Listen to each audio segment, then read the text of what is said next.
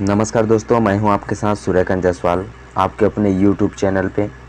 Video पसंद आए तो लाइक करें, सब्सक्राइब करें और अपने दोस्तों के साथ शेयर करें। आज हम देखेंगे विज्ञान से संबंधित बहुत ही महत्वपूर्ण प्रश्न जो सभी एग्जाम में बार बार पूछे जाते हैं। तो आइए देखते हैं पहला प्रश्न।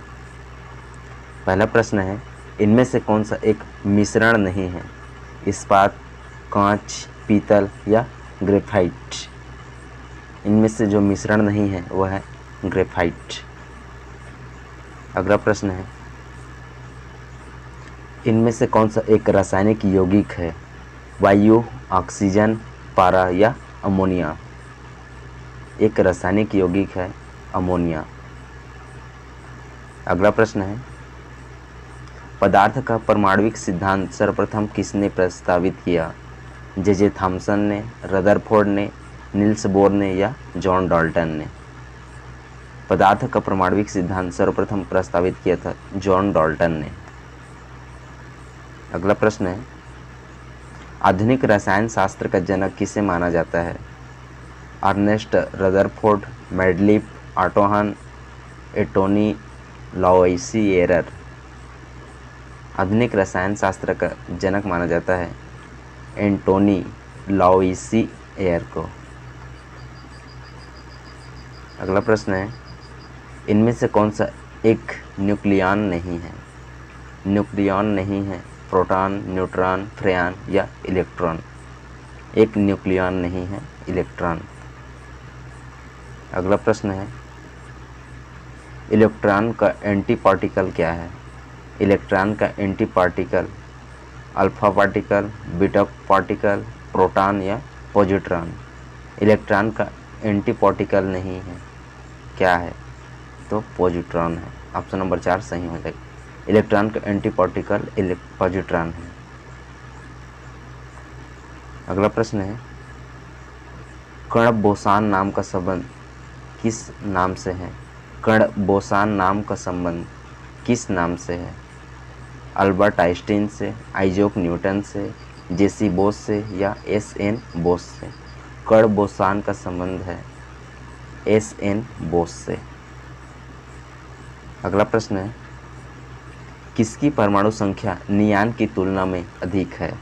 ऑक्सीजन, नाइट्रोजन, बोरान या मैग्नीशियम? परमाणु संख्या नियान की तुलना में अधिक है मैग्नीशियम की। अगला प्रश्न है, कितने प्रकार की क्वांटम संख्या होती है? 2, 6, 3 या 4? क्वांटम संख्या होती है कुल 4 प्रकार की। अगला प्रश्न है, हाइड्रोजन के रेडियो सक्रिय समस्थानिक को कहते हैं? प्रोटियम, ड्यूटेरियम, रेडियम या ट्राइटियम? हाइड्रोजन के रेडियो सक्रिय समस्थानिक को कहते हैं ट्राइटियम।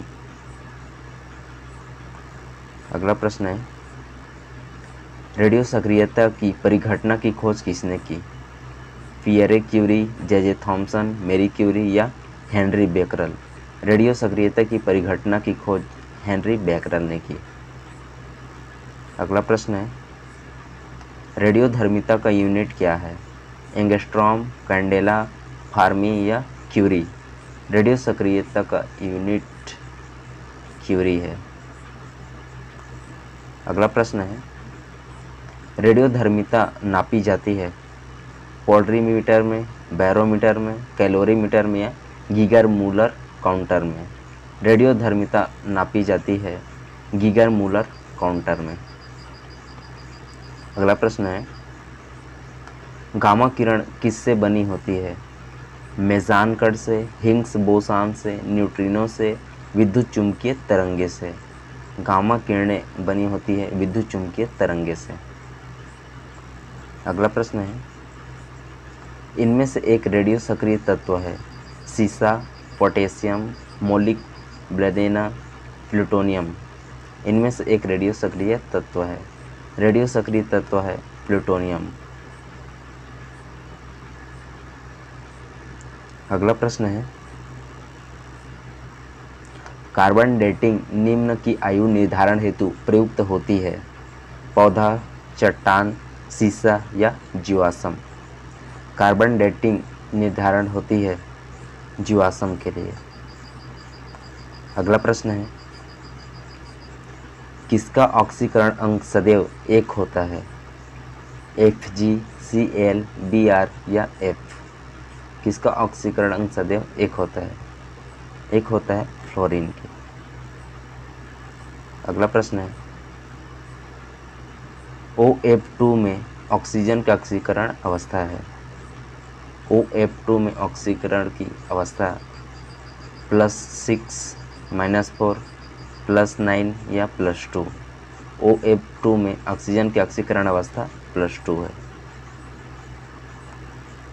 अगला प्रश्न है, अम्ल वर्षा का pH मान होता है 9.5 या इससे कम, 10.5 या इससे ज़्यादा, 8.6 या इससे कम, 5.5 या इससे कम। अम्ल वर्षा का pH मान होता है 5.5 या इससे कम। लास्ट प्रश्न है, मानव रक्त का pH मान अनुमानित क्या होता है? मानव रक्त pH मान अनुमानित क्या होता है? 5.6, 6.9, 2.8 या 7.4? इसका सही आंसर आपको नीचे कमेंट करके बताना है। मानव रक्त के pH मान का अनुमानित मान क्या होता है?